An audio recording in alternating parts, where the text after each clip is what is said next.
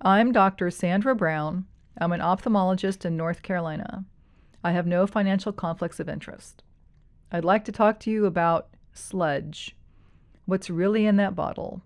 A protein primer. First, what is a protein? Proteins are biological molecules, and they're made up of chains of amino acids. Don't worry too much about what an amino acid is. Just think of a protein in its most basic format as a chain of amino acids, like a chain of pretty beads.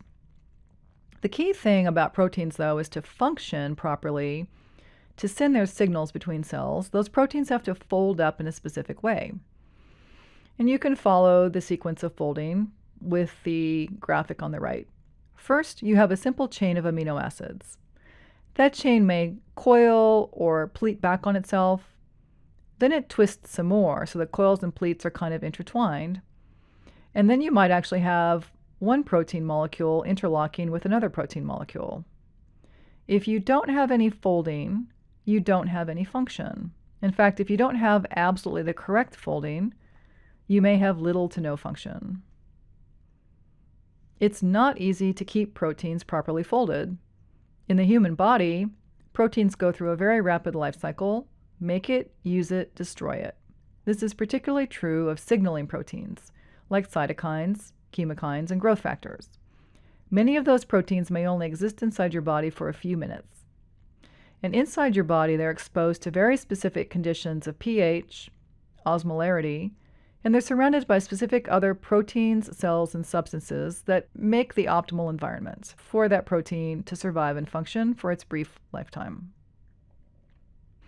I think we can agree that your cornea is not like the inside of an eye drop bottle. What happens when you take a protein out of its usual neighborhood?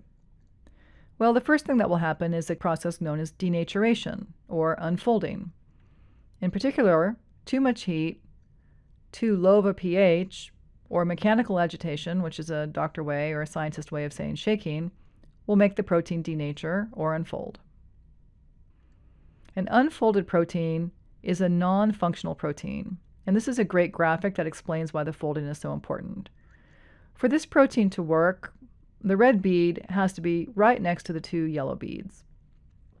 But if you unfold the protein, the red and yellow beads are actually very far apart.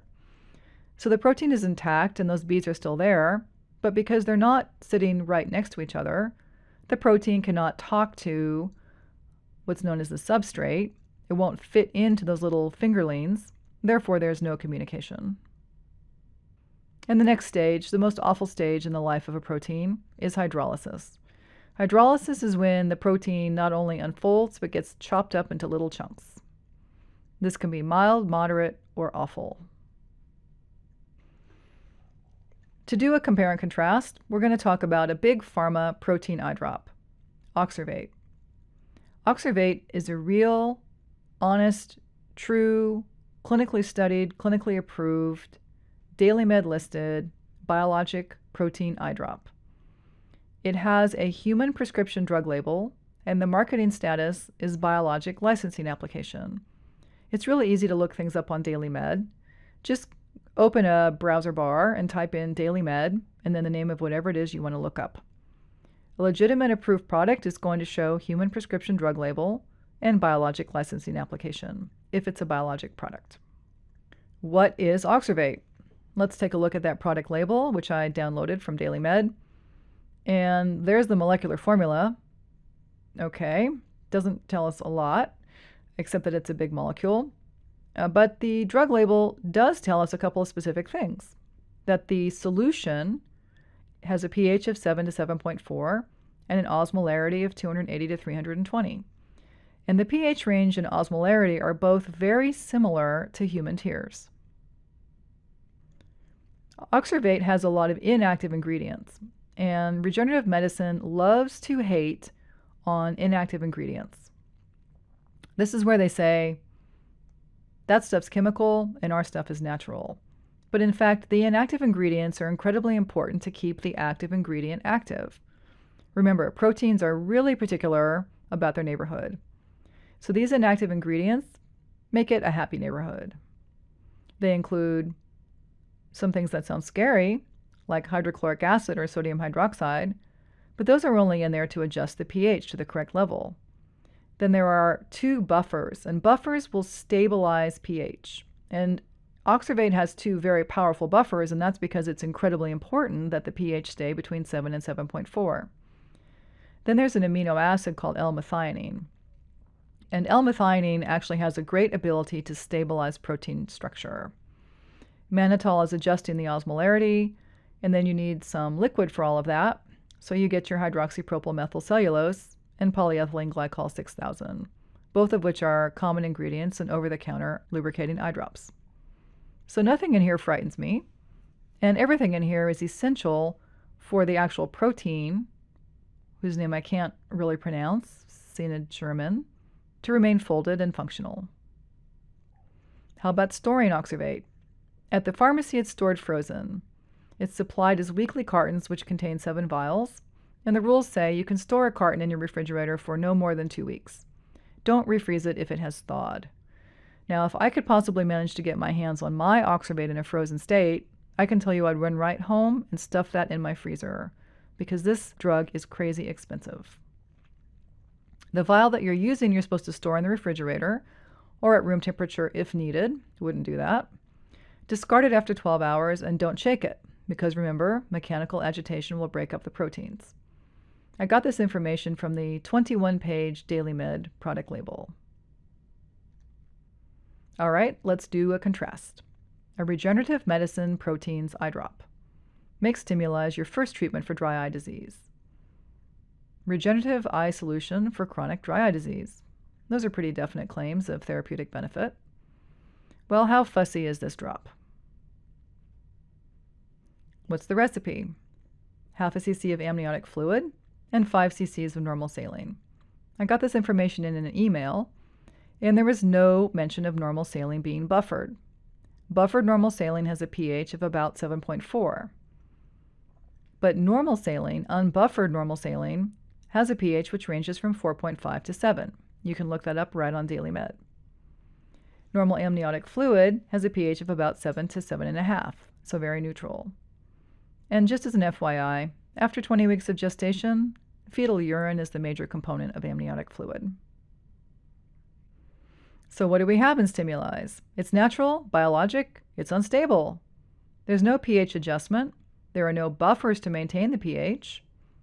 Even buffered normal saline only starts out pH neutral, and there's nothing else to maintain protein stability at all. Furthermore, if they happen to be using a jug of normal saline that has a pH of 4.5, and they mix that with their amniotic fluid, the proteins unfold immediately. But recall, you paid $229 for this at Dry Eye Rescue. But wait, those proteins are highly viable, it says so on the webpage. As a result, the protein count and viability in StimulEyes is high.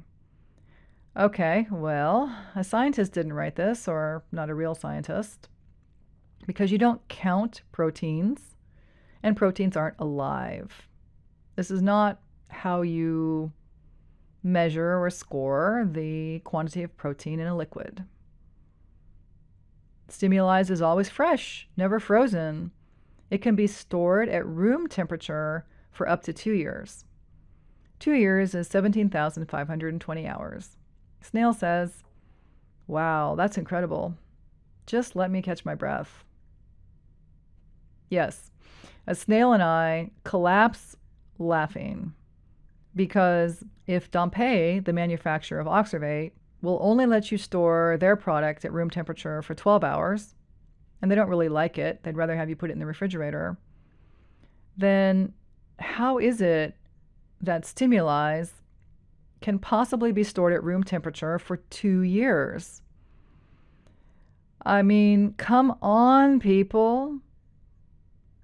Do you think the scientists at Dompé are so ignorant that they somehow failed to figure out whatever it is that Dr. Ian White figured out to keep one lowly protein, recombinant human nerve growth factor, stable on a countertop? I mean, who are you going to believe? If you're still believing Ian White and StimulEyes, you can probably stop listening to this presentation. So this is a conversation that Rebecca and I had. She said, "When are we getting this stuff tested?" I said, "We need a reference laboratory." We both went off to find a reference laboratory. We talked to laboratories that mostly dealt with food science. Hitting kind of a wall. But then I had a brainwave. Wait, I have some documents from StimulEyes that show that they get their product analyzed. Let me just find one of those. And there it was. So I made a phone call. "Hello, RayBiotech. I have a strange question." And the extremely knowledgeable technician that I spoke to on the phone thought it was a very strange question indeed. But she was a font of information. And she said that their tests do not say anything about whether a protein is functional or even whether it is intact. And I'm going to explain this to you. The way it works is like this. RayBiotech samples anything you want, in this case, amniotic fluid, with antibodies. Imagine that you have an antibody that will bind to one blue square on protein Rubik cube. A completely solved Rubik cube, like the one on the upper left, is functional protein RC. So the antibody will bind to that cube. You could have a Rubik's cube which is not solved. We'll call that non-functional protein RC. It's intact, but it's not folded correctly. The antibody will bind to non-functional protein RC. Or you can have a fragment of protein RC, which happens to contain a blue cube. The antibody will bind to that fragment.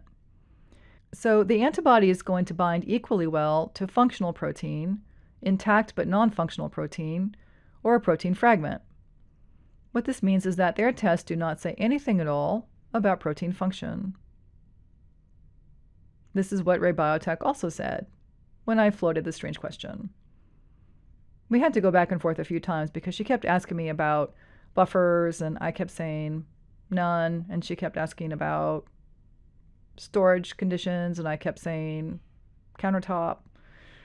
But here's the bottom line. Proteins floating in sterile water or normal saline at room temperature will remain functional for a few days at most. So I'm adding a new call out in the upper right-hand corner, the ha-ha call out. And that's when somebody makes a scientific statement which is completely ludicrous, such as, "This stuff has a 2-year room temperature shelf life." What you think you get on the left is all of this amazing functional protein, this matrix of powerful bioactive proteins, growth factors, chemokines, and cytokines. What you really get on the right is sludge. StimulEyes sees no need to ship their product with any cold packs, and Regener-Eyes has given up on doing that. So I thought I'd get a little bit of primary data. Check the air temperature on my driveway. Last Sunday it was 86 degrees, early evening. The interior of my mailbox was 84 degrees. Mailbox had been in the shade for about 3 hours or so, and the metal tip of the thermometer probe is not in contact with the metal of the mailbox. It's actually sampling the air temperature inside the mailbox. So we can see that if it's 86 degrees outside, it's close to 86 degrees in the mailbox. Well, today it happens to be 95 degrees outside, so I'm guessing it's about 95 degrees in that mailbox. Forget room temperature. What you're worried about is the temperature in the back area of the UPS van or in your mailbox. And I hope you believe me by now when I say that those proteins are by now nothing but sludge. And what about Regener-Eyes, since I've mentioned them and their shipping methods? Well, their recipe is 1 unknown, potentially tiny drop of placenta extract and 1 unknown, potentially enormous volume of sterile water. They say that each batch has a certificate of analysis. But please see the previous 3 slides regarding my conversation with RayBiotech for the utility of that certificate of analysis, which is nil.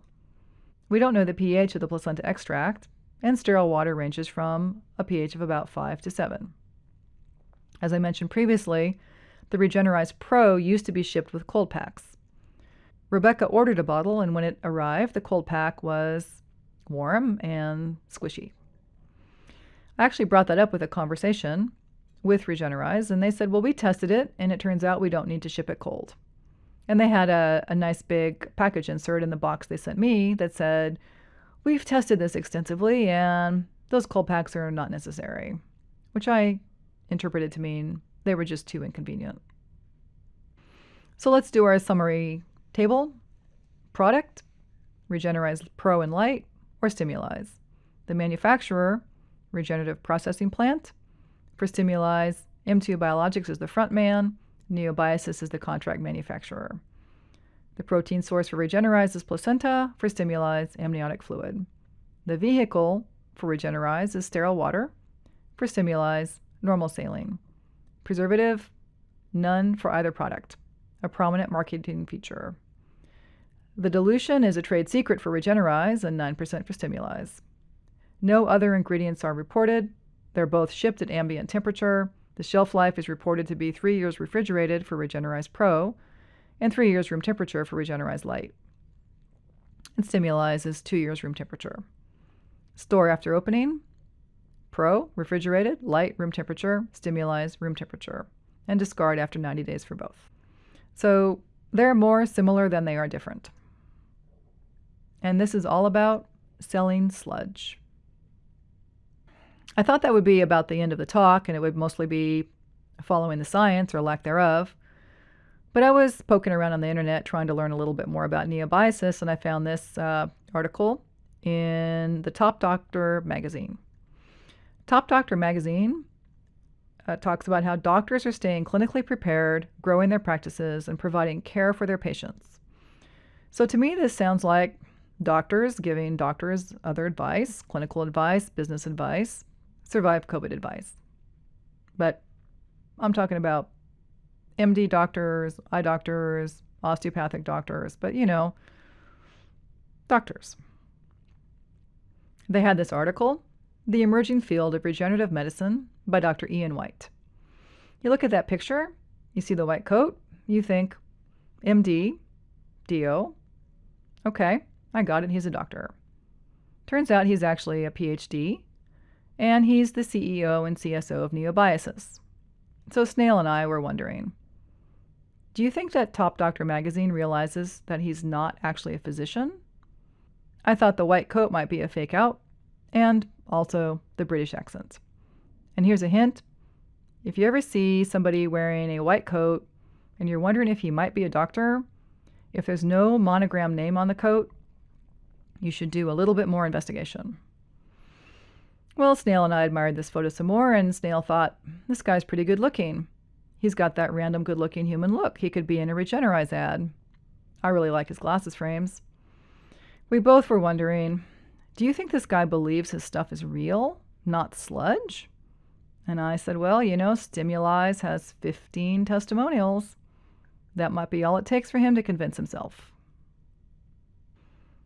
Did a little bit more poking around, though, and I came across the quotable quote of the week. This is from an outfit called Bioinformant. Someone described Dr. White's work as having limitless potential, but facing challenges from unreputable competitors and outdated FDA regulations. We have then a little bit of an according to Dr. White, so I'm guessing that's a quote. Change in FDA regulation is needed. By updating the approval process, the FDA can help companies like Neobosis continue to do things the right way and to shut down the bad actors who don't follow the rules. So, to be clear, Dr. White, you acknowledge that there are such things as FDA regulations. You don't like them. They're outdated. They're delaying the development of life-enhancing treatments. You manufacture an eye drop which is not listed on DailyMed at all. But since you are a renowned regenerative medicine researcher whose work has limitless potential, this is evidently no cause for patient or eye care provider concern. There are unreputable competitors and bad actors who don't follow the rules, but you are not one of them. Do I have that right? I think I have that right. And this is why publicly searchable FDA databases rock, because Neobosis is registered with the FDA as a tissue processing facility. Amniotic fluid is not classified by the FDA as a tissue. Neobosis contract manufactures StimulEyes, which is a drug. But Neobosis is not registered as a drug manufacturing facility. And these are all rules, which I explained in my earlier presentation on StimulEyes. And as near as we can tell, Neobosis manufacturing facility has never been inspected. But Dr. White really would like to educate the FDA to help them to understand why they are mistaken in their silly, outdated, unnecessary, obstructive rules. And this is the Center for Biologics Evaluation and Research, me and Snail, rolling on the floor. You know the rest of the acronym. So I'd like to leave you with a final thought. Be smart. When you hear or read the word doctor, ask what kind. Because most individuals in health fields with PhDs or other non-physician doctorate degrees would prefer to avoid any confusion with being MDs, osteopaths, or optometrists. They don't want to be asked about medical conditions by rude strangers at parties. But even more particularly, they kind of look down on garden variety healthcare providers because big-time medical scientists all have their eyes on the prize, and that's the Nobel Prize. They don't want to be doctors, they want to be famous. And just take a look, the percentage of Nobel Prize recipients who are practicing medical doctors has been in profound decline. The latest data I could find was 2009, and it's probably gone down since then. So, you could see Ian White, PhD, and then he would be subsequently referred to as Dr. Ian White. Nobody's trying to hide anything there. But just calling this guy doctor or him calling himself doctor right up front in a medical venue, intentional, unintentional, inquiring minds want to know.